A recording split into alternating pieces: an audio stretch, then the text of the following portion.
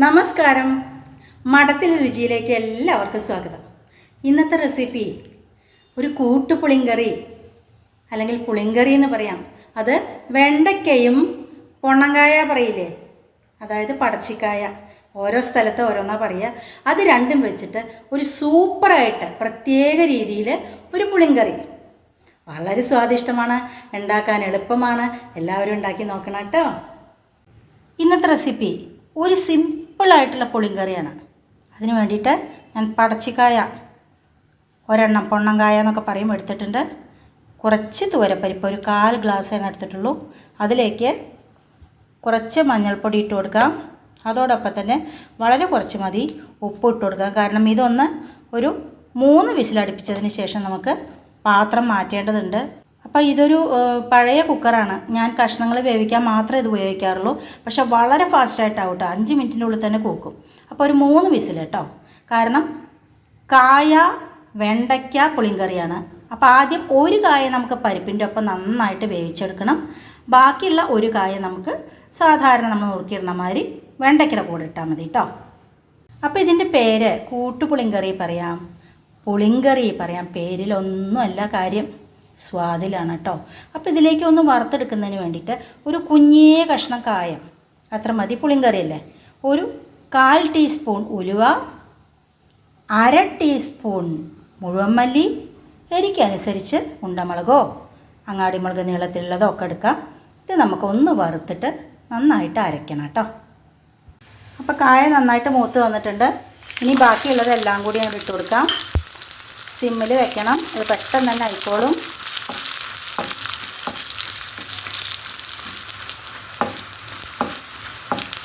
Gas off ചെയ്ത് കൊടുക്കാം.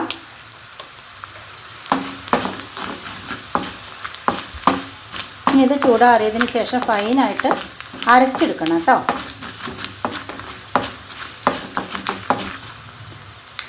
അപ്പോൾ നമ്മുടെ വെണ്ടയ്ക്ക കണ്ടോ, ഇങ്ങനെ നമ്മൾ വെണ്ടപ്പുളിക്കൊക്കെ അരിയില്ലേ, അതേപോലെ പുളിങ്കറിയല്ലേ. അപ്പോൾ ഇതേപോലെ കണ്ടോ, കുഞ്ഞു കുഞ്ഞേ കഷ്ണങ്ങളായിട്ട് തന്നെ വേണം കേട്ടോ. ഇതേപോലെ വേണം നമ്മൾ അരിഞ്ഞെടുക്കാൻ. സാമ്പാറിലേക്ക് അരിയണ മാതിരി ഈ കഷ്ണം അരിയണതിനൊക്കെ ഉണ്ട് ഒരു, എന്താ പറയുക, അതിൻ്റെയൊക്കെ പിന്നിൽ വലിയൊരു കാര്യമുണ്ട് കേട്ടോ. അപ്പോൾ നമുക്കിതൊക്കെ അരിഞ്ഞെടുക്കാം. അപ്പം ഞാൻ ഗ്യാസ് കൊടുത്തിട്ട് ഇങ്ങനെ ഒരു കടായി അടുപ്പത്ത് വെച്ചിട്ടുണ്ട്. ഈ വെണ്ടയ്ക്ക അതിൻ്റെ ആ ഒരു വഴുവഴുപ്പൊക്കെ മാറാൻ വേണ്ടിയിട്ട് ഞാൻ അതിലേക്ക് വെറുതെ എണ്ണയൊന്നും ഒഴിക്കണ്ട കേട്ടോ.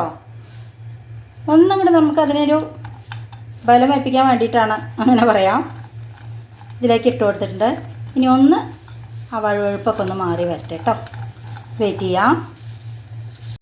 അപ്പോൾ ഇത് നല്ലൊരു ഐഡിയ ആണ് കേട്ടോ. അങ്ങനെ നോൺ സ്റ്റിക്കിൻ്റെ കടായിലേക്ക് ഈ വെണ്ടയ്ക്ക ഇങ്ങനെ, ഇപ്പോൾ നമ്മൾ സാമ്പാറിനൊക്കെ ഉണ്ടാക്കുകയാണെന്ന് വെച്ചാലും എണ്ണയൊന്നും ഒഴിക്കാതെ, ചിലർ എണ്ണ ഒഴിച്ചിട്ട് നന്നായിട്ട് വറുത്തെടുക്കുമല്ലോ, എണ്ണ ഒഴിക്കാതെ ഇങ്ങനെ വറുത്തെടുത്ത് കഴിഞ്ഞാൽ പെട്ടെന്ന് തന്നെ അതിൻ്റെ ആ ഒരു സ്റ്റിഫ്നെസ്സൊക്കെ പോകും കേട്ടോ. ഇതൊരു ടിപ്പാണേ. അതൊക്കെ ഇവിടെ ഇങ്ങനെ ഒട്ടിപ്പിടിക്കും. അപ്പോൾ പെട്ടെന്ന് തന്നെ ആയിക്കോളും. വെയിറ്റ് ചെയ്യാം. കണ്ടോ, പെട്ടെന്ന് തന്നെ ആയിട്ടുണ്ട്. ഇതിങ്ങനെ വെള്ള കളറാവുകൊണ്ടാണ്, അല്ലെങ്കിൽ നേരെ കാണാമായിരുന്നു. കണ്ടോ, പെട്ടെന്ന് തന്നെ അത് ഓരോന്നും വേറെ വേറെ തന്നെ ആയിട്ടുണ്ട്. ഗ്യാസ് ഓഫ് ചെയ്ത് കൊടുക്കാം. ഇതൊന്ന് ചൂടാറട്ടെ കേട്ടോ. ഇപ്പോൾ കണ്ടോ, ഞാൻ കുക്കറിൽ വേവിച്ചെടുത്ത ഒരു കായും കുറച്ച് പരിപ്പില്ലേ, അത് ഞാനിങ്ങനെ ഒരു കൽച്ചട്ടിയിലേക്ക് മാറ്റിയിട്ടുണ്ട്. ഇനി ഇതിലേക്ക് വലിയ തക്കാളി, ഞാൻ എപ്പോഴും പറയുന്ന പോലെ തന്നെ ഞാൻ നാടൻ തക്കാളിയാണ് എടുക്കാറ്, ഒരു 2 എണ്ണം. അതേപോലെ തന്നെ ഒരു കായ, പടച്ചിക്കായ ഞാനിങ്ങനെ അരിഞ്ഞു വെച്ചിട്ടുണ്ട്. ക്വാണ്ടിറ്റി ഉണ്ടാക്കുന്നതൊക്കെ നിങ്ങളുടെ ഇഷ്ടം കേട്ടോ. പക്ഷേ ഈ കോമ്പിനേഷൻ നിങ്ങൾ എന്തായാലും ട്രൈ ചെയ്യണം. കായ വെണ്ടയ്ക്ക കൂട്ടുപുളി. നമുക്കിതിലേക്ക് കുറച്ചും കൂടി മഞ്ഞൾപ്പൊടി ഉപ്പും ഇട്ട് കൊടുക്കണം കേട്ടോ. അപ്പോൾ ഞാൻ കുറച്ചും കൂടി ഉപ്പും അതുപോലെ തന്നെ മഞ്ഞൾപ്പൊടി ഇട്ട് കൊടുത്തിട്ടുണ്ട്. നന്നായിട്ട് തിളച്ച് ഒന്ന് വെന്ത് വരട്ടെ കേട്ടോ. അതിന് ശേഷം നമുക്ക് വെണ്ടയ്ക്ക ഇട്ട് കൊടുക്കാം. അപ്പോൾ കണ്ടോ, അടുപ്പത്തിരുന്ന് തിളയ്ക്കുന്നതിൻ്റെ ശബ്ദം കേൾക്കാമല്ലേ. ഇനി നമുക്ക് അപ്പോഴത്തേക്കും നമ്മളിപ്പോൾ വറുത്തെടുത്തത് ഫൈനായിട്ട് അരയ്ക്കാം കേട്ടോ. വളരെ കുറച്ച് വെള്ളം ചേർത്തിട്ട് അരച്ച് കൊണ്ടുവരാം. ഇപ്പോൾ കണ്ടോ, കായയും തക്കാളിയൊക്കെ നന്നായിട്ട് തിളച്ച് വന്നിട്ടുണ്ട്, ഒരുവിധം വേവായിട്ടുണ്ട്. ആ സമയത്ത് നമുക്ക് നമ്മുടെ വെണ്ടയ്ക്ക ഇട്ട് കൊടുക്കാം. കാരണം വെണ്ടയ്ക്ക ഒന്ന് നന്നായിട്ട് നമ്മൾ വറുത്തതല്ലേ, അപ്പോൾ പെട്ടെന്നായിക്കോളും. കുറച്ചും കൂടി വെള്ളം ഒഴിച്ച് കൊടുക്കണം കേട്ടോ. വളരെയധികം സ്വാദിഷ്ടമായ ഒരു ഒഴിച്ചുകൂട്ടാനാണത് കേട്ടോ. നമ്മുടെ വെണ്ടയ്ക്കയുടെ കഷ്ണമൊക്കെ ഇട്ടിട്ട് നന്നായിട്ടൊന്ന് തിളച്ചു. ഈ സമയത്ത് ഒരു ചെറുനാരങ്ങ വലിപ്പത്തിലുള്ള വാളംപുളി ഇനി തിളച്ച് വരട്ടെ. ഇപ്പം തന്നെ ഇളക്കണ്ട, കാരണം തിളച്ചുകൊണ്ടിരിക്കുന്നുണ്ടല്ലോ. അപ്പോൾ പുളിയൊക്കെ ഒന്ന് നന്നായിട്ട് പിടിക്കട്ടെ കേട്ടോ.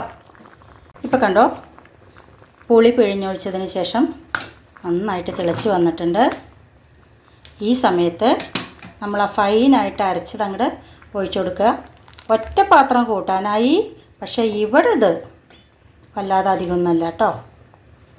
ചിലപ്പോൾ വളരെ കുറച്ച് നാളൊക്കെ ഉണ്ടായാലായി, അത്ര തന്നെയുള്ളൂ.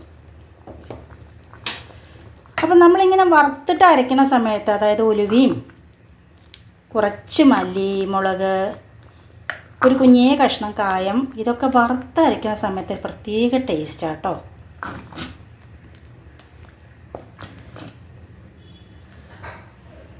വെയിറ്റ് ചെയ്യാം.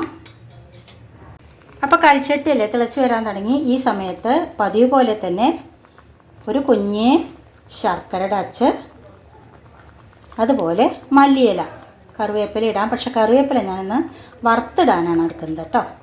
അപ്പോൾ ജസ്റ്റ് ഇത് തിളച്ച് വരൽ തുടങ്ങി. ഒരു തിളയും കൂടി വന്നു കഴിഞ്ഞാൽ ഓഫ് ചെയ്ത് കൊടുക്കാം, കാരണം കൽച്ചട്ടിയാണ്. പിന്നെ കുറേനെ അയ്യാൻ പറ്റില്ല, ഒഴിച്ചു കൂട്ടാനാണത് കേട്ടോ.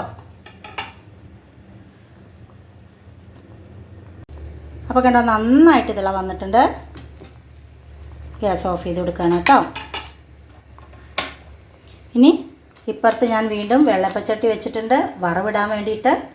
ഒന്നായി വരട്ടെ, വെള്ളമൊക്കെ ഒന്ന് വെറ്റി വരട്ടെ. എന്നിട്ട് നമുക്ക് കുറച്ച് എണ്ണയിൽ കടുക്, വറ്റൽമുളക്, കറിവേപ്പില, ഒരു 2 മണി ഉലുവ, അത്രയാണ് വറുത്തോട്ടത് കേട്ടോ. അപ്പോൾ ഞാൻ വലിയ ഉണ്ടമുളകാണല്ലോ ഇന്ത്യയിലുള്ളത്, എപ്പോഴും നിങ്ങൾ കാണാറില്ലേ, അതെടുത്തിട്ടുണ്ട്. കറിവേപ്പില, കടുക്, 2 മണി ഉലുവ നല്ലോണം സിമ്മിൽ വെച്ചിട്ടുണ്ട് കേട്ടോ. നല്ലോണം പൊട്ടി വന്നിട്ടുണ്ട്. ഗ്യാസ് ഓഫ് ചെയ്ത് കൊടുക്കാം. അപ്പം നമുക്ക് വറുത്ത് വെക്കാം. ഹായ്, ഇതാണ് ഇതിൻ്റെ മാസ്റ്റർ പീസ് കേട്ടോ. അപ്പോൾ കണ്ടോ, നമ്മുടെ കൂട്ടുപുളിങ്കറി ഇരുന്ന് തിളയ്ക്കുന്നുണ്ടോ? പരിപാടിയൊക്കെ കഴിഞ്ഞു, എന്നിട്ടിരുന്ന് തിളയ്ക്കുകയാണേ. ചോറ് വിളമ്പിയിട്ടുണ്ട്. നമ്മുടെ വെണ്ടയ്ക്ക, പൊണ്ണങ്കായ അല്ലെങ്കിൽ പടച്ചിക്കായ പുളിങ്കറി നല്ലോണം ഒഴിച്ചു കൊടുക്കാം. അതിൻ്റെ കൂടെ തന്നെ ചേനയും കൂർക്കയും കൂടി നല്ലൊരു മെഴുക്ക് പുരട്ടി. കൂർക്ക പിന്നെ ഇഷ്ടമില്ലാത്ത ആൾക്കാരുണ്ടാവാൻ വഴിയില്ല. അതങ്ങനെ ചേനയുടെ ഒപ്പം കൂർക്ക, ചേനയും അച്ചിങ്ങയും കൂർക്കയും. അപ്പോൾ ഇതാണ് ഇന്നത്തെ ലഞ്ച് മെനു കേട്ടോ. അപ്പോൾ ഉരുട്ടാം. നല്ല ചൂടുണ്ട് കേട്ടോ, എല്ലാം ചൂടാണ്. നല്ല ടേസ്റ്റുള്ളൊരു പുളിങ്കറിയാണ്. അപ്പോൾ അതേപോലെ തന്നെ ഉണ്ടാക്കും കേട്ടോ. എന്നിട്ട് എങ്ങനെ ഉണ്ടെന്ന് അറിയിക്കണേ. മുളകൊക്കെ നമുക്ക് ഉടയ്ക്കണം, ചൂടുണ്ട്, അത് കാരണം ഉടയ്ക്കാത്ത കേട്ടോ. ഒന്ന് ചൂടാറട്ടെ. എല്ലാവരും കഴിച്ചോളൂ. അപ്പോൾ എന്ത് എളുപ്പം നോക്കൂ. ഈ പുളിങ്കറി ഉണ്ടാക്കൂ, ചോറ് വിളമ്പൂ, കുറച്ച് തൈരും, ഇനിയിപ്പോൾ ഒരു കൊണ്ടാട്ടം ഉണ്ടെങ്കിൽ ഉഷാറായി, കുറച്ച് അച്ചാറുണ്ടെങ്കിൽ അതിലും ഉഷാറായി. എന്നിട്ട് എന്തായാലും ഉഷാറായിട്ട് ചോറുണ്ണു. എന്നിട്ട് എങ്ങനെ ഉണ്ടെന്നും കൂടി അറിയിക്കണം കേട്ടോ.